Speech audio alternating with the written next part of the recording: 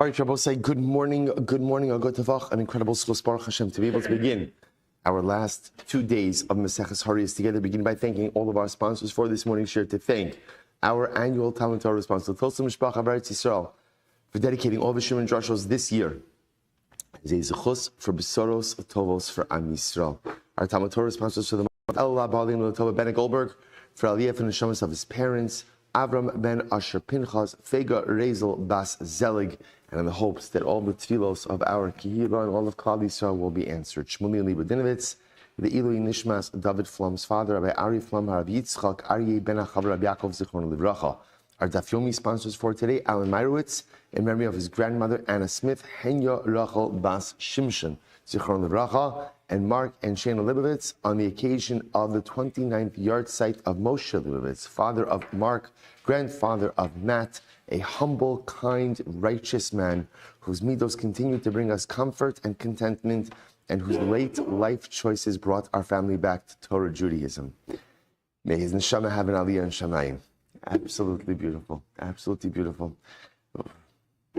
Tremendous Musar, and what a way to start the week, right? How our decisions in life, even later in life, can have dramatic and lasting impacts for generations. Incredible. And I will say, of course, we dedicate our learning in the schus of our hostages, May HaKadosh Baruch Hu, Meretz Hashem, bring them home b'shalom and b'karov, and the merit of our holy soldiers, May HaKadosh Baruch Hu, allow them to be successful. B'chol ma'aseh yedeihem. But with that, let us begin. We have a really beautiful daf ahead of us today. Tremendous shkoyach to Rabbi Richter for really covering a tremendous amount of ground. I'm going to give you just a little bit of reverse homework because I'm not going to start exactly where he left off. We're going to pick up a couple of lines up from the Mishnah. Now again, not the bottom Mishnah. Don't worry. The second to last Mishnah on Yud Beis Meh Beis 12b, which is Kohen Gadol. You see that one? Again, so that's 2, 4, 6, 8, 10, 12, 14. So before that Mishnah, 3 lines up from there. Ba'minei. So the last sugya right before the Mishnah, so about 15, 18 lines up from the bottom. So I'm just giving you, it's Sunday. Everyone's plenty of time. So just giving you just a couple of lines of reverse homework, Meretz Hashem, a little bit self-contained. Otherwise, the one thing that I can't get away with is I can't go into the next Masechta still in Horayos, right? So in other words, I could fudge a lot like between days, but once the Masechta is over, I gotta go. So this is my chance. All right, says Gemara, Ba'minei Rav Nachman. So what is it? Some really beautiful Gemara over here today. Mashiach shenitztara mahuda ba'almona. So listen to this interesting shayla.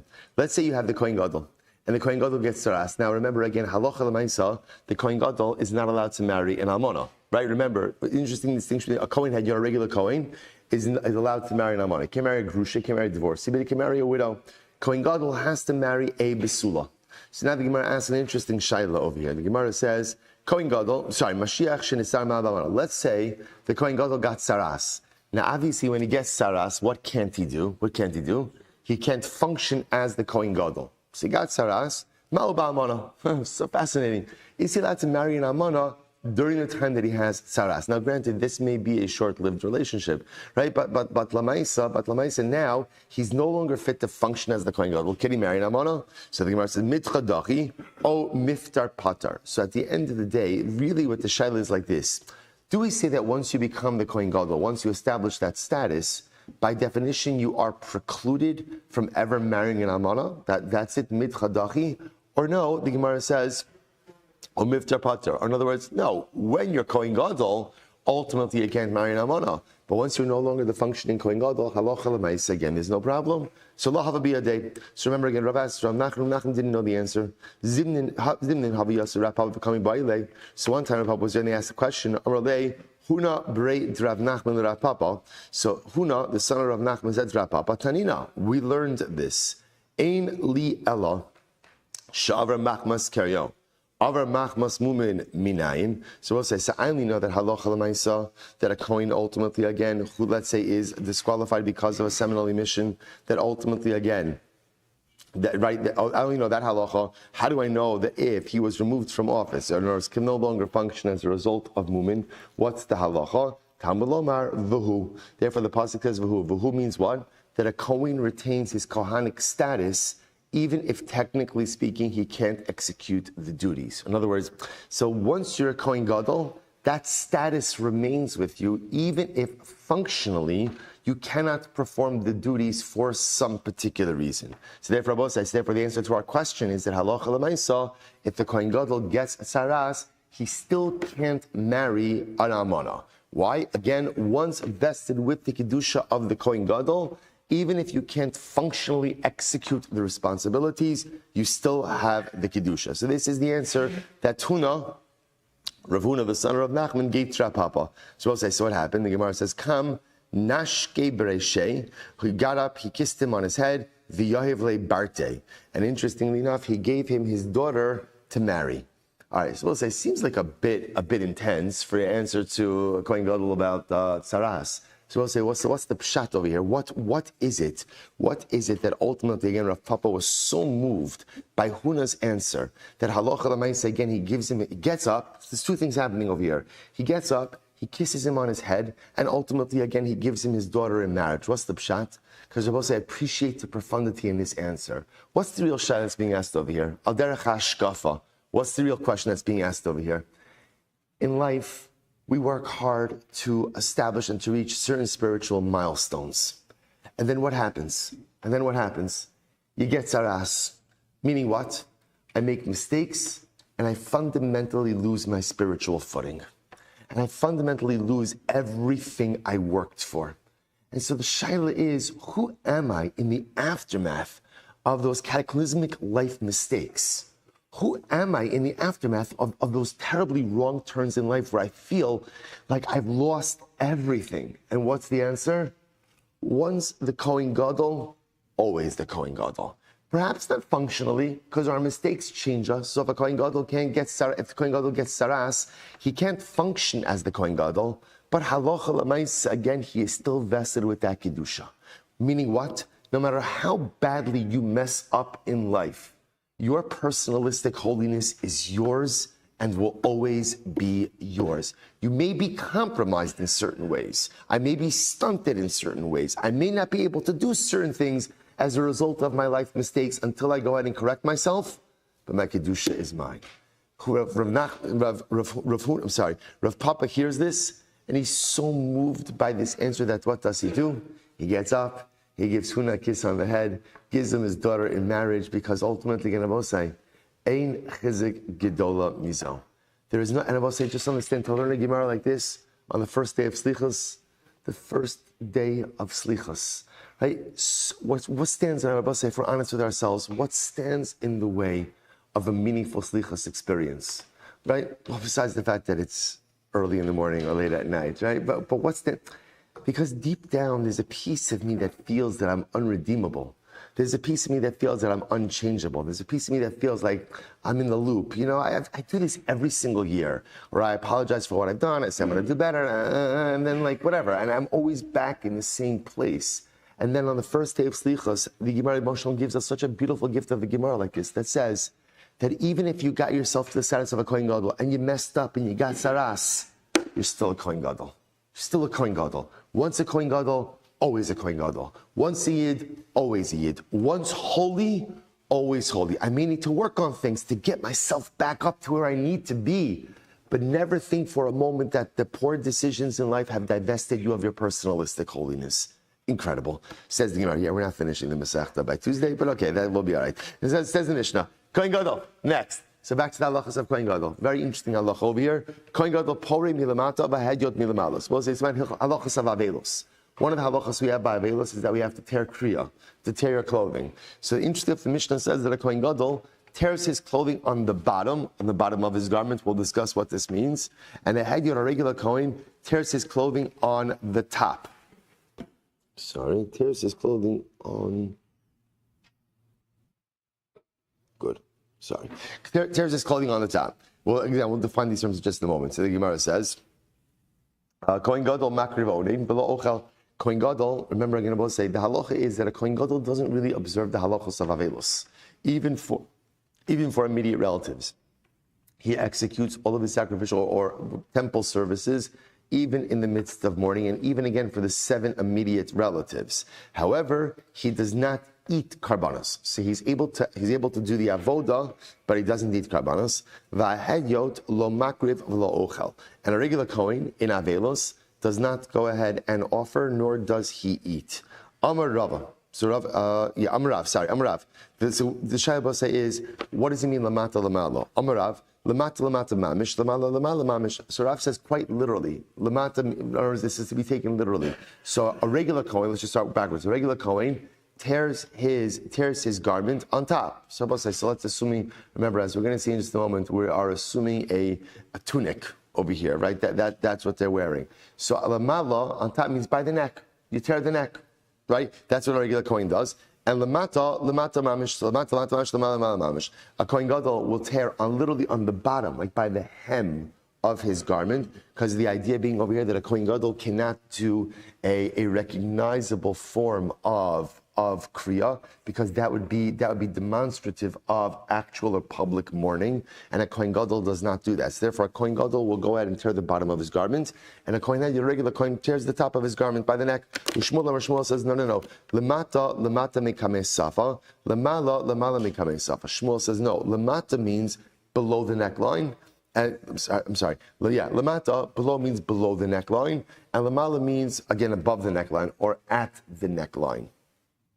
But both ultimately again are around the area of the neckline. I suppose it's interesting machlokes Rav and Shmuel. Amazing, Gemara is the kasha.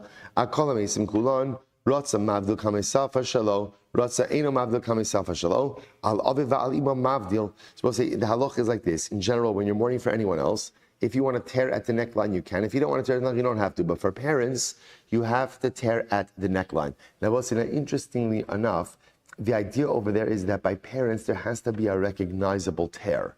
By other relatives, there doesn't necessarily have to be a publicly visible, publicly recognizable tear. That's why I will say, even contemporarily, what's the halacha? By parents, when a person loses a parent, you have to tear all layers of clothing.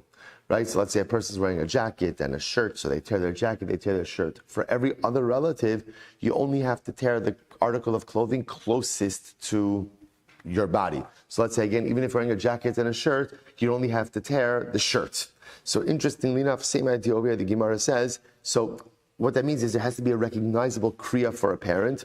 You don't need the same level of recognition or recognizable kriya for any other relative. So therefore, the Gemara says over here, for all other relatives that one loses, if you want to tear by the neckline, you can. If you don't want to, you don't have to. By parents, you have to. Kevan de ba'alma havi kara karikan begadav lo yifrom. Shabbos says so again. Based on that, what do you see from here? That tearing by the neckline ultimately, again, would be a recognizable tear. If that's the case, then how could Shmuel advocate that a Kohen Gadol should do this? Because everyone is agreeing that a Kohen Gadol does not publicly mourn. So what's going on over here? Gemara says, Shmuel Rabbi Yehuda Sfirle, Shmuel is like Rabbi Yehuda. The Amar called Kara Sheino Mavdil Safa Shalo Eino Elo Kara Shel Tiflos. Because Shmuel happens to hold that any tear that's not on the neckline itself is not a real tear.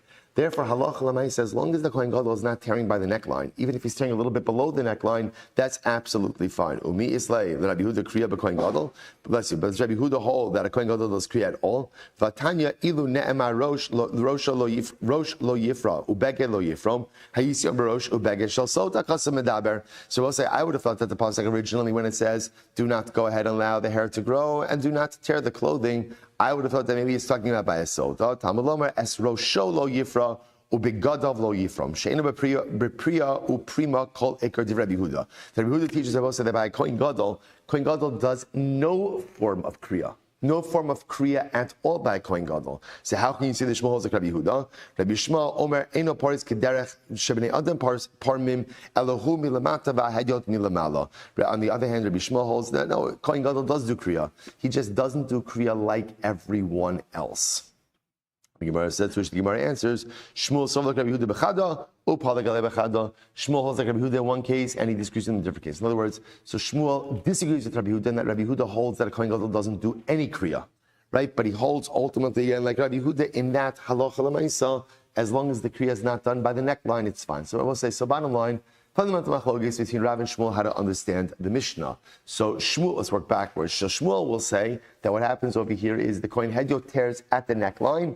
the Kohen Gadol tears essentially anywhere but the neck. It's even below the neckline, just not the neckline itself. Rav says no. The Mishnah is teaching me that a regular Kohen tears at the neckline and a Kohen Gadol tears on the bottom at the hem of his garment. How do we paskin? The Rambam paskins like Rav.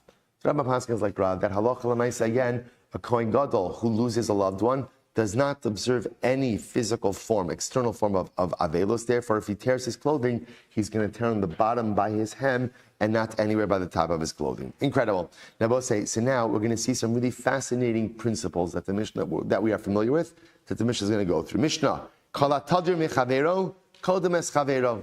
Incredible, I will say. Anything, let's say you have two things in halacha that you have to perform.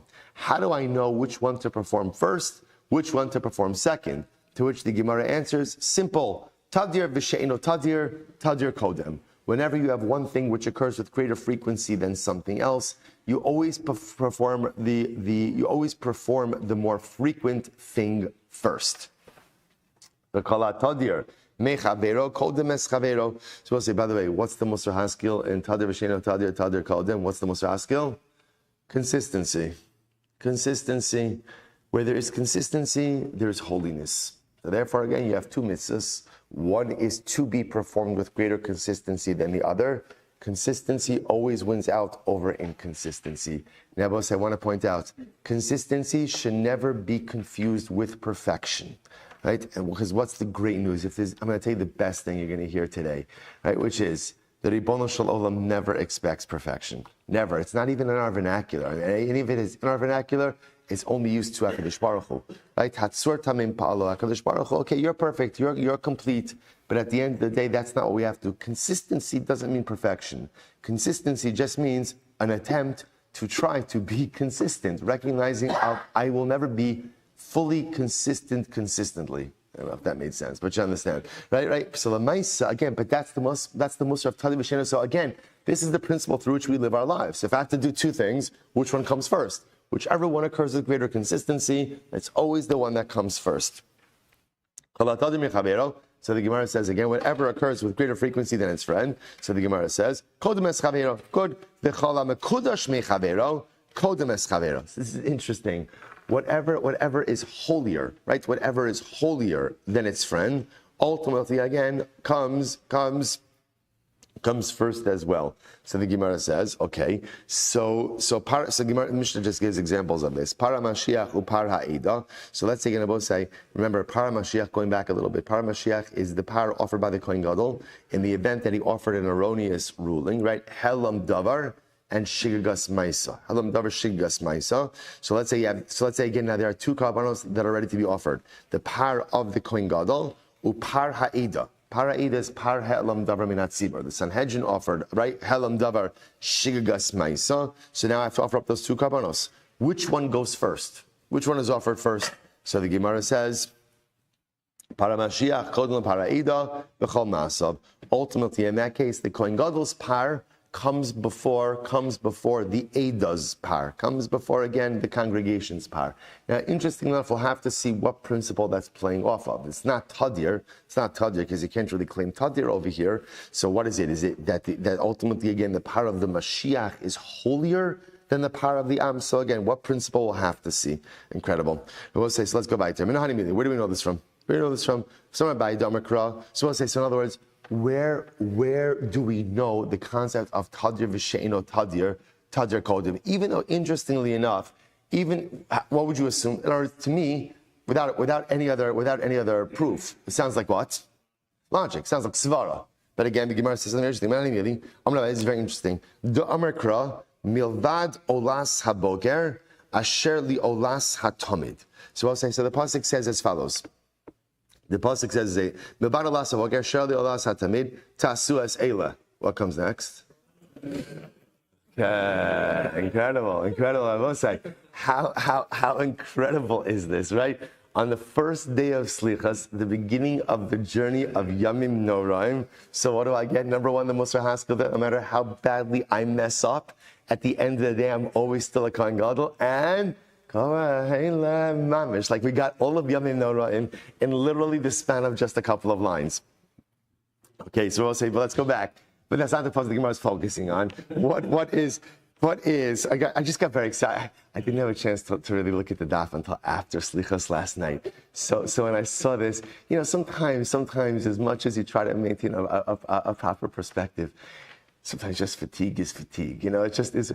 But then, when you see something that just puts a smile on your face, I don't know what that is about that Ka'ela and Klal Yisrael, right? But somehow, again, when it happens, like, even the most serious of people can't avoid smiling just a little bit. And there was just a little bit of sweetness in the early hours of the morning. So the Gemara says as follows. So the Gemara says, now here's what's interesting about this pasuk. If you look at the Lashon over here, besides the Ola of the morning, which is the Ola of Tamid. I will say, what carbon is this talking about? This is talking about, again, the Tamid Shal Boker, right? The morning Tamid. Which, remember, the morning communal sacrifice, which was an Ola. Now, if you think about this, the pasuk itself is repetitive. Milvad alas haboker, that's the carbon tamid, right? Tamid shel shachar, asher li olas hatamid. So the Gemara says, lamali. So I don't understand why. Once you see milvad alas haboker, why do you need asher li olas hatamid? Well, what does that phrase come to teach me? Lamali. So miftik siv olas haboker, olas hatamid lamali. It already says the ola of the morning, tamid shel shachar.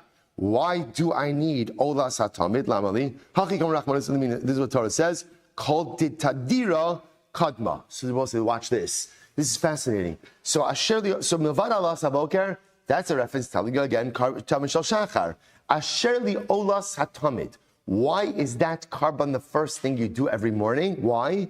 Because it is the carbon you do every single day. Asher li Olas Hatamid says, do you know how you establish precedence? By ultimately, again, Tmidus. By Tmidus, consistency. So since that carbon is offered up every single day, therefore ultimately it'll always be offered up before anything else. So fascinatingly enough, the concept of tadir v'she'eno tadir kodem, two items, don't know which one to do first, do the one with greater consistency, comes from Tamid Shel Shachar, the morning communal sacrifice. Incredible. So let's go back there. And ultimately again, whatever is holier than its friend, ultimately again, who kodem es chavero.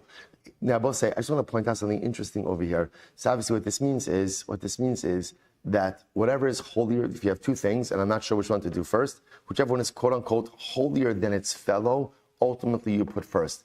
I will just point out to you just something interesting. If you look at the Lashon over here, it's fascinating, right? In other words, in both of these cases, call it mekudash mechavero, who kodem es chavero. I don't know if I was writing it, I would have said kolam kodesh mechavero. What? How would you write that? Kodem mechavero, right?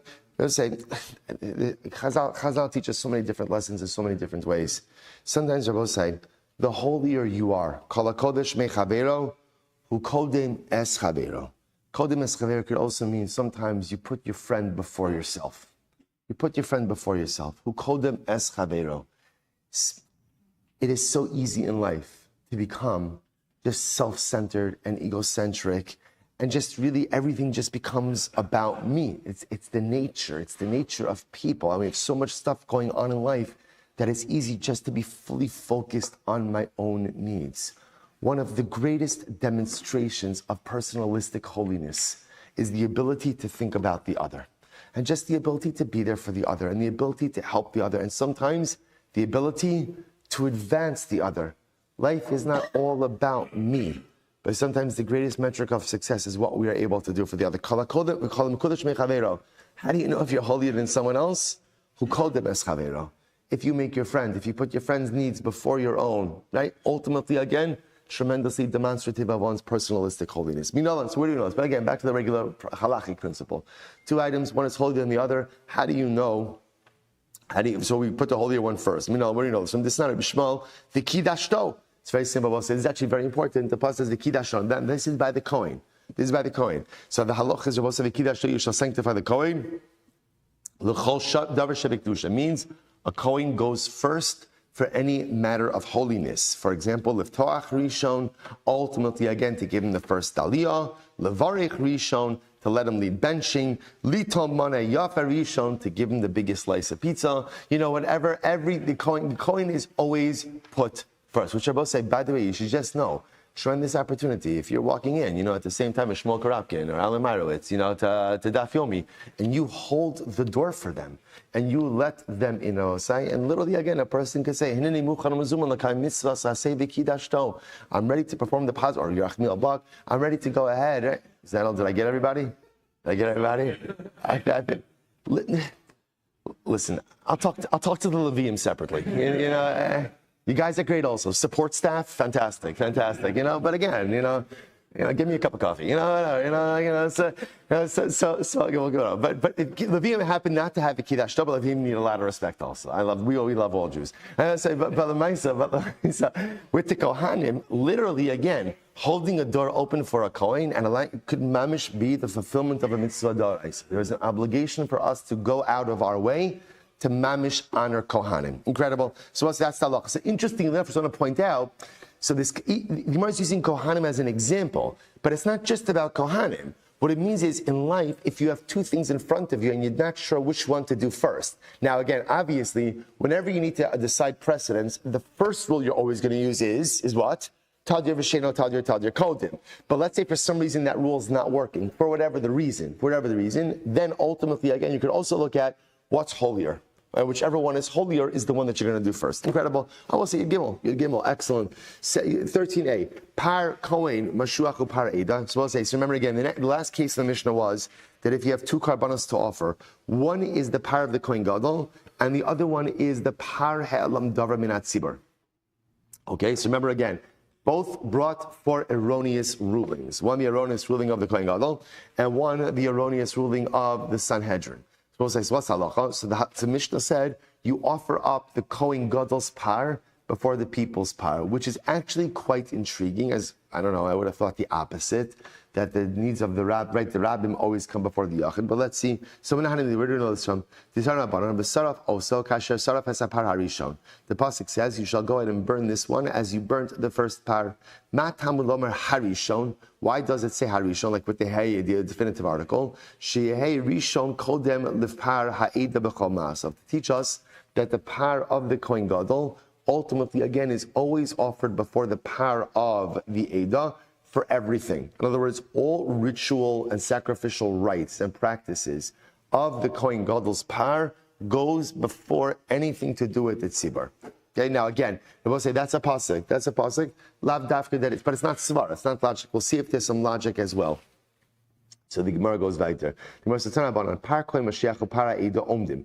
So again, let's say you have both of these karbanos are standing to be offered. The par of the Kohen Gadol and the par of the Eda. Par Kohen Mashiach kodem the para Eda b'chol ma'asav. So the par of the Kohen Gadol is offered up first. All of it. It's not just let's say the burning of it. It's all the sacrificial rites and rituals for the par of the Kohen Gadol. Ultimately, again, go first. Why? Nabal says here's svara. Hoil u'Mashiach mechaper. Ve'edam is kaparas. Why? Because in this case, both the Kohen Gadol needs kapara and the tzibur needs kapara. Right? Both of them need kapara. Dinhu sheyaktim hamechaper lemiskaper. So what logic dictates that the one who provides atonement should receive atonement first before the collector for whom he procures atonement. Isn't this fascinating? The Kohen Gadol is responsible for the kapara of Klal Yisrael on Yom Kippur. I both say, this is pretty crazy. Yom Kippur Gemara on the first day of Slichas. So the Kohen Gadol is responsible in general, but it's not just Yom Kippur. In general, the Kohen Gadol is one who is responsible for the atonement of the Klal. So it makes sense, take care of his kapara before you take care of the nation's kapara. That dinhu sheyaktim hamechaper limiskaper. Logic dictates that the mechaper, the one who atones for everyone else, the Kohen Gadol, his kapara should come before those he is atoning for. V'chinu omer v'chiper ba'ado u'ba'ad beiso u'ba'ad kol kahal Yisrael. It's the pasuk Achremos. Yom Kippur brings down the Kohen Gadol will atone for himself, ultimately again then for his home, and then for all of Klal Yisrael. Which I will say, by the way, another tremendous Musar Haskell. What is the Gemara teaching us? before I could fix anything else in this world. I must first fix myself. Sometimes it's so tempting to try to fix anyone and everything, right? I'm gonna fix everything. There's only only one area of life where I for some reason forget to fix, and that's me. I'll say again, the Torah says, "V'chiper ba'ado u'ba'ad beso u'ba'ad kol kal Yisrael." First step in life is fix yourself. Once you fix yourself, then Amiras Hashem, you'll have the opportunity to have hashba on your family. And after you have hashba on your family, then Amiras Hashem, you'll be zocha to have hashba in the world. Par helam davar shal tzibur. Now we'll say. So now the Gemara just brought this up. We're going to get into just some other situations of precedence of where different things go in front of other things. So par helam davar shal tzibur. Kodol lepar shal avodas kochalim. So interestingly enough, the par helam davar minat tzibur. So we'll say. So remember again, this is the offering that is brought. Again, in the event that the Sanhedrin offered an erroneous ruling, so par helam davar shel tzibor is brought before the par of avodas kochavim. What's the reason? My timer, hai chatos v'hai ola. Because the par helam davar tzibor is a chatos and the other is an ola. Chatos comes before ola. V'tanyo v'hikriv es asher lachatos rishona. And the pasuk says you shall offer up the chatos first. Ma tama lomar. Why does it have to say this? Im l'lamei shetei chatos rishona hari kvar nemar. If it's to teach us that chatas goes first, that's already said. Why? Because what does the pasuk say? Ve'es hasheni ya'aseh ola k'mishpat. The Torah already says that chatas goes first. Ella zeh bana'av. Rather, this pasuk comes to create a paradigm. What's the paradigm? Shi kol chatos kodmos la'olos haba'im iman. But say first wide line. First wide line. Say what's to teach us the paradigm? What's the binyan av means like a paradigm? What's the paradigm? That whenever you have a chatas and other types of offerings, chatas always goes first. Chatas always offered first. The Kaimalon, Ta'afilu chatas sa'ov, kodemes la'olas behema. And to teach us, Rabbi say, this is very interesting. A chatas of any type always precedes any other designation of carbon. Interestingly enough, even if your chatas is a bird and your ola is a behema, still the chatas goes first. Okay, Rabbi say, middle of the first white line, par avodas kochavim kodem l'sir avodas kochavim. The par for avodah zara goes before the seir of avodah zarah. Now, why is it? Amai hai chatos v'hai ola. Ultimately, and because the par is a chatos and the seir is an ola, and chatos always comes before an ola.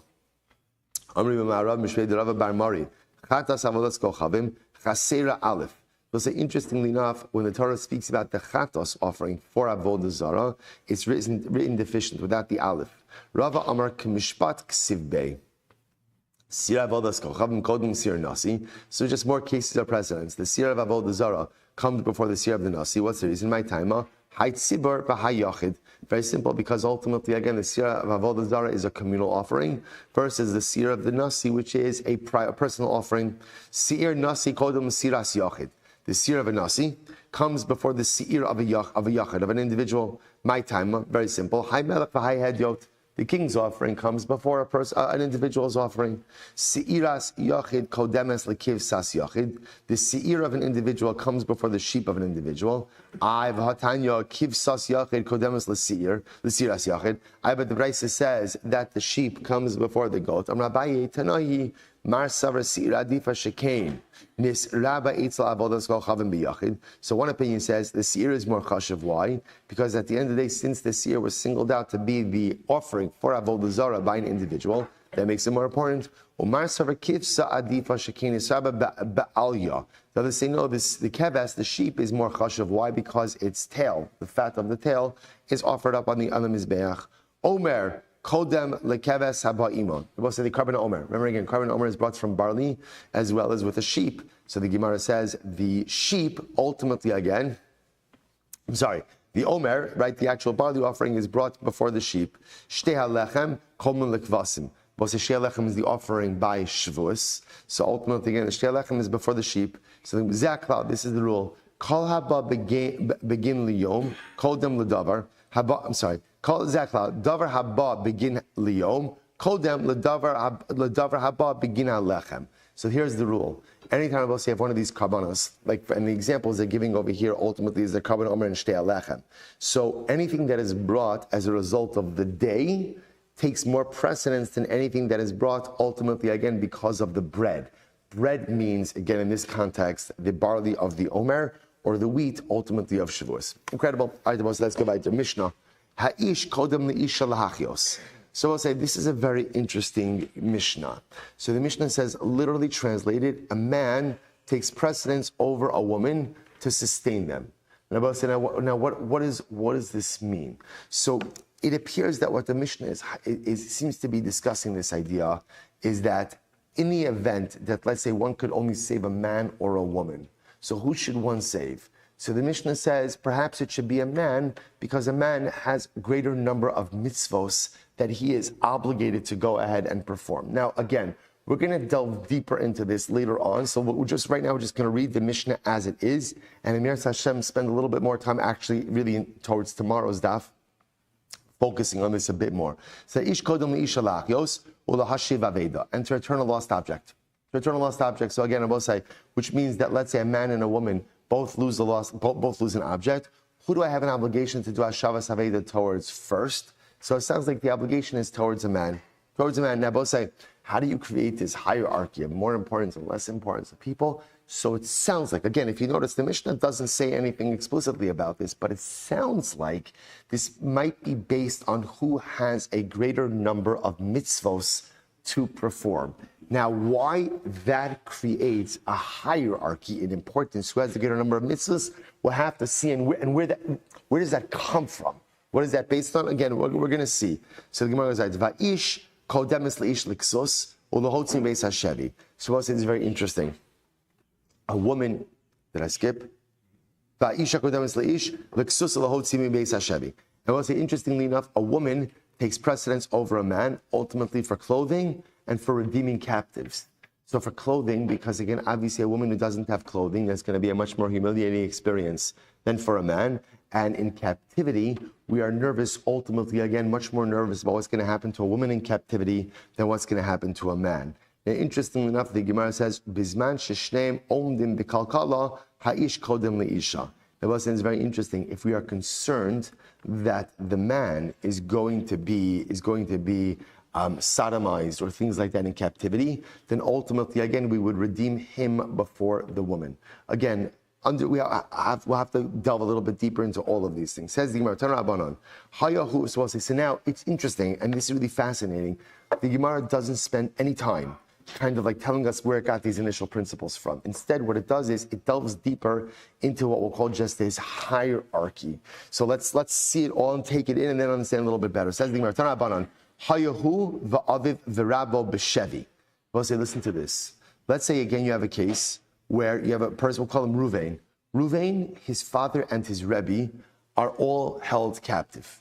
We'll say, brother, I just want to point out, isn't it incredible that throughout almost like our entire lives, whenever you read like a sugya about captivity, right, or someone taken hostage, it never resonated with any type of contemporary importance. You like think about Jews in captivity, and even though again throughout our lives, unfortunately, there's always been states like that. It's just interesting. It's heartbreaking. Interesting. It's just heartbreaking how so many things that happen in our world kind of take certain things and make them a reality to us. So that now, like the word hostage is no longer something that I have to like harken back to some type of retrospective or just, historical reality. It's a contemporary reality for us. Just overwhelming. So Ruvain, his father and his Rebbe are all held captive. Now listen to this. Who called them the Rabbo? Ruvain takes precedence over his Rebbe. In other words, we'll say, why? What's the logic over there? Because chayecha koldmin. Your life comes before anyone else's life. In other words, I have an obligation to sustain my life before anyone else's life. So therefore, again, Ruvain's life comes even before his Rebbe's life. V'rabo kodem la'aviv, but he has to redeem his Rebbe before he redeems his own father. So we'll say a dramatic halacha. Now, again, what's the logic behind there? So this already, we saw this, if you remember, again, back in Maseches Kiddushin, we saw this. Why does a Rebbe take precedence over a father? So there the Gemara says, because my father brings me into this world, my Rebbe brings me into the world to come. Incredible, right? My father brings me into this world, my Rebbe brings me into the world to come. So therefore, Reuven has an obligation to redeem his Rebbe before his father. And Imo kodemis lekulam. See, I'll say, here's what's fascinating. Ultimately, again, but Reuven's mother, if she was in this, she's first to be redeemed. So fascinating again, right? And again, that goes back to the Mishnah, because obviously, again, a woman in captivity, we're very scared about what's going to happen to her in captivity. Chacham kodem lemelech Yisrael. Was an incredible Gemara. Let's say two people are captive, a Chacham, a Talmid Chacham, and the king, right? So, right, the king is held captive, and a Talmid Chacham is held captive. Who do you redeem first? Chacham, Gemara says, what's halacha? Chacham kodem lemelech Yisrael. You redeem a Talmid Chacham before a king. Now, I will say, by the way, isn't that incredible? You redeem a Talmid Chacham before you redeem a king from captivity. What's the logic? Chacham shemeis ein lanu kiyotzebo. Because I will say, ultimately, again, if a Chacham dies, we have no one else. Right? There is no one to replace a Talmid Chacham. Melech Yisrael shemeis kol Yisrael ru'uyim lemalchus. Kings you could replace. Any Jew, Baruch Hashem, is fit to be king, which I will say, by the way, that Lashon, Kol Yisrael Ru'uyim L'Malchus. Every Jew is fit for monarchy. Every Jew is holy. Every Jew is fit to be a monarch. Talmid Chacham, I will say, not everybody can become a Talmid Chacham. Not everybody is a Talmid Chacham. So therefore, Allah Chalamayis, if there's a choice between the king and the Talmid Chacham, choose the Talmid Chacham. Incredible. Melech Kodem Kohen Gadol. So ultimately, again, a king takes precedence over a Kohen Gadol. Shneimar, Vayomer HaMelech Aleim, Vayomer HaMelech Aleim, Kichu Imachem Me'avdi Adonechem. Kohen Gadol Kodem L'Navi. Kohen Gadol comes before the Navi. So we'll just go through this a little bit quickly. Kohen Gadol comes before the Navi. Shneimar, Umashach also Sham Tzadak HaKohen V'Nasan HaNavi. So the Gemara says, Hiktin Tzadak L'Nasan. Ultimately, again, it puts Tzadak. Ultimately, again, the Kohen Gadol before Nasan HaNavi. V'Omer, Shmana Yoshua Kohen Gadol Ata V'Re'acha. Yachal Hadyoto Sayu Talmud Omer Ki Anshe Mofes Hima Ve'im Mofes El Navi Shneimar V'Nasei Lecha Osu Mofes. Mashuach B'Shem HaMishcha Kodem Ruah V'Gadol. A Kohen, now we'll see, interestingly enough, Kohen Mashuach B'Shem HaMishcha is a Kohen who's anointed with anointing oil versus a Kohen who was anointed or who was inducted through putting on the Kohanic vestments. The Kohen who was anointed with anointing oil takes precedence over the one who was inducted through the clothing. A Kohen inducted through wearing of Kohanic clothing takes precedence, ultimately again, a former Kohen. Former Kohen Gadol, let's say again you have a Kohen who had a seminal mission, so therefore he is precluded right now. Ultimately again, the Kohen Merubah Gadol takes precedence. Mashiach she'avar machmas kerio. Ultimately again, if we have a Kohen, a Mashiach she'avar machmas kerio, which is a Kohen Gadol who was Kohen, but now again can't function because of a seminal mission, kodem la'avar machmas mumo.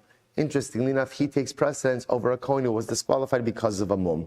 Avar machmas mumo, kodel mashuach milchama. So again, if you have a Kohen who's disqualified because of a mum, he takes precedence over the mashuach milchama. Mashuach milchama was the Kohen who led the army out to war. Mashuach milchama, is kodem l'skan. The mashuach milchama takes precedence over the skan. Skan is the assistant Kohen Gadol. The Gemara says skan kodem la'amar kol. The skan comes before the Amar Kol. The Gemara says, my Amar Kol. What's the Amar Kol? What is that? So Amar Chista Amar Kula. He's kind of like the guy in charge of the Beis HaMikdash, right? He was the person. Amar Kol means like everything is decided by his word. So the Gemara says, Amar Kol Kodem the Gizbar. Ultimately, in the Amar Kol, he takes precedence over the Gizbar. The Gizbar is the treasurer. Gizbar Kodem the Rosh Mishmar. A Gizbar takes precedence over, remember again, the Kohanim were divided up into shifts. There was someone in charge of each of the shifts, so he takes precedence over the head of the shift. Rosh Mishmar Kodem LaRosh Beis Av. Rosh Mishmar ultimately again takes precedence over the head of the family.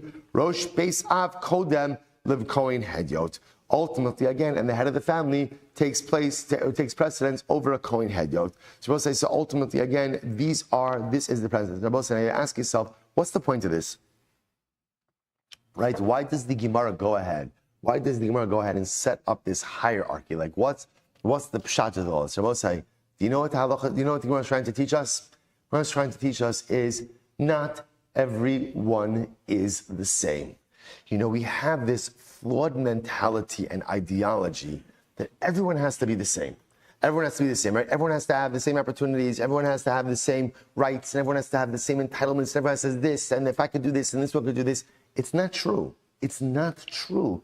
HaKadosh Baruch Hu created different people for different roles.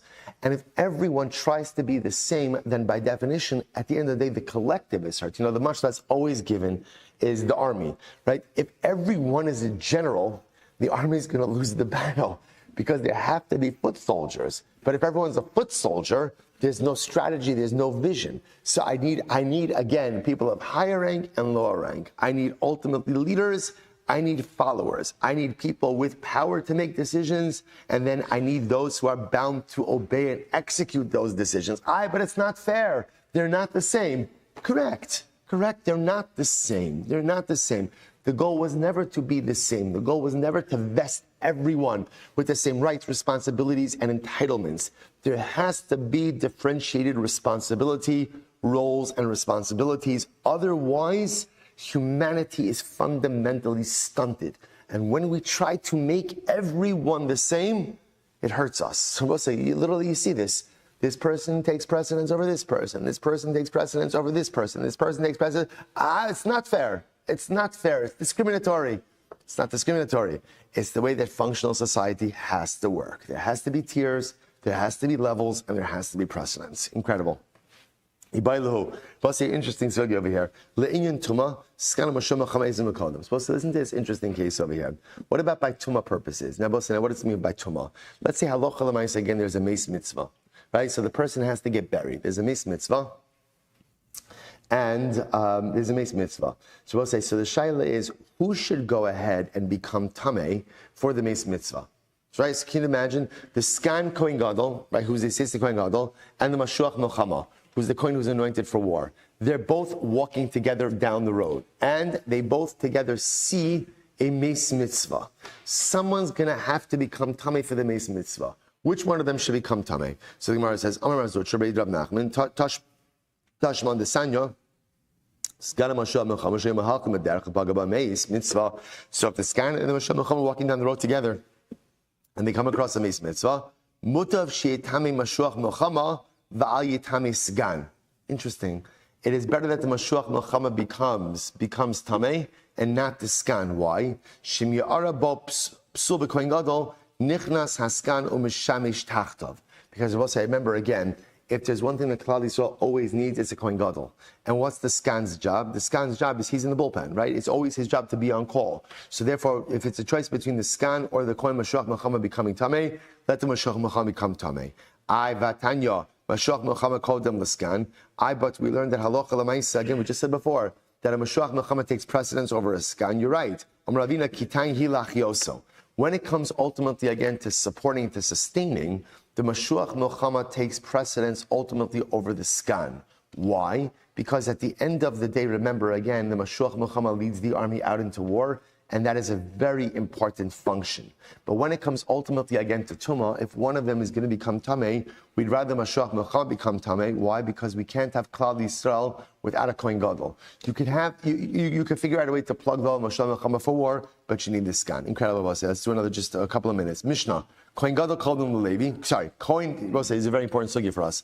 Kohen called him Levi. Levi li Yisrael. So it's this along the same hierarchies, right? Kohen comes before a Levi. Levi comes before Yisrael. Yisrael comes before a mamzer. Mamzer l'nesin. Remember, speaking about the Nesinim, right? The Nesinim were the Givonim. They were the people who ultimately, again, when Yoshua comes into Eretz Yisrael, they pretended that they were not one of the 7 indigenous nations. As a result, Yoshua made a treaty with them. After it was discovered that they lied and they were part of the 7 indigenous nations, Yoshua did not want to backtrack on the treaty, as he felt that, again, that would have been inappropriate, and therefore, halacha l'maisa, he relegates them to the status of water carriers, things like that. So that's a nisin. Nisin leger, nisin comes before a ger. Ger le'eved meshuchra. Ger takes precedence over an emancipated slave. So we'll say, emasai. Now we'll say, now what is this? When we speak about these hierarchies. So again, we'll say these hierarchies can mean for a variety of different things. But one of these hierarchies, we'll say, is incredible. One of these hierarchies true, bisman shekulam shavin, when they are all the same. Aval, get ready for this. Avalim hayam mamzer talmid chacham, the kohen gadol ama aretz. Let's say, we'll say again, you have a mamzer talmid chacham. And a kohen gadol who is ignorant, mamzer talmid chacham kodem la kohen gadol ama aretz. So ultimately, again, a mamzer Talmid Chacham will take precedence over a Kohen Gadol. So Rabbi say, why? Rabbi say, listen to this. Because at the end of the day, right? How do you become a Kohen? How do you become a Kohen? Right? It's a position, it's a status that's conferred upon you. It is so much more important. The true metric of success in life is not where you come from, but it's ultimately, again, what you do with yourself. You can't choose your point of origin in life. You don't choose your parents. You don't choose your family. You don't choose, again, if you're Kohen Levi Yisrael. You don't even choose if you're a mamzer. I mean, you choose if you become a mamzer, right? Right, there are some people who make that choice, right? But Lamaisa, again, you don't choose ultimately, again, to be born a mamzer. You don't choose that. So therefore, the Gemara is telling us, Chazal are telling us, that more important about where you come from is who you choose to make of yourself, who you choose to become. And therefore, again, if you have a mamzer Talmid Chacham, so this young man who took pretty difficult familial circumstances and decided to make of himself something great, versus a Kohen Gadol, Amar Shkoyach, you're a Kohen Gadol. However you stumbled into that, at least your first steps into that was nothing to do with you. It's because your father was a Kohen. Mamzer Talmid Chacham is greater. Incredible. Says the Gemara, Kohen Kodem Levi. Where do we know that a Kohen comes before a Levi? Shnei Amar b'nei Amram Aaron u'Moshe v'yavdel Aaron lahakriv Kodesh Kadoshim. So ultimately, I'm going to say, because the pasuk says over here, if you notice, it says b'nei Amram Aaron u'Moshe. Interestingly enough, that it says puts Aaron before Moshe. Aaron was a Kohen, Moshe was a Levi, and Aaron comes before Moshe. Levi called him Yisrael. Levi comes before Yisrael. Where do we know that from? Shneimar ba'isa hivdel Hashem shevet Levi mitoch Yisrael. No, I'm sorry. I say Hivdal Hashem Shevet Levi. Now you're talking about good. Yisrael called him Mamzer. How do we know that Yisrael comes before a Mamzer? Shezem Yuchas Zeh Ina Yuchas. Ultimately, a Yisrael has Yichus, right? Has an intact pedigree, an intact genealogy, and a Mamzer does not. Mamzer called him Linasin. A Mamzer comes before Nisin. Zeh ba mitipa kshira, v'zeh ba mitipa psula. So I say, interestingly enough, this is fascinating. Why does a Mamzer come before Nisin? Tomorrow says because a Mamzer comes from a tipa kshira, from a kosher source. And we'll say, now, why is that fascinating? Right? Because what it's saying is, at least by the mamzer, he comes from two Jews. Granted, it's illicit, and granted, it's inappropriate, but the DNA is Yiddish DNA, which is just, even though, again, obviously only produce a mamzer from an illicit relationship, but at the end of the day, it is a tipa kshir. It's incredible. Nisin kodem leger. And the sin comes before a ger. The Gemara says, Zeh gadol imana b'kedusha, v'zeh lo gadol imana b'kedusha. Because Nesinim were part of Klal Yisrael. So ultimately, again, so literally the Nesin grew up together with Kedusha, but ultimately, again, the ger did not. Ger called them the Evan Meshuchrar.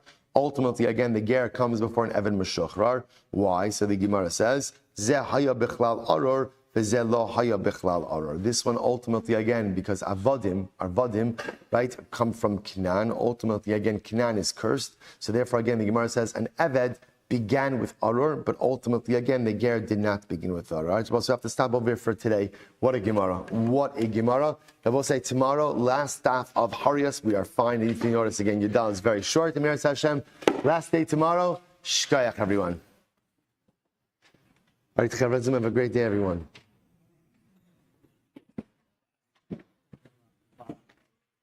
I'm sorry? Get politically correct, I guess. I don't know.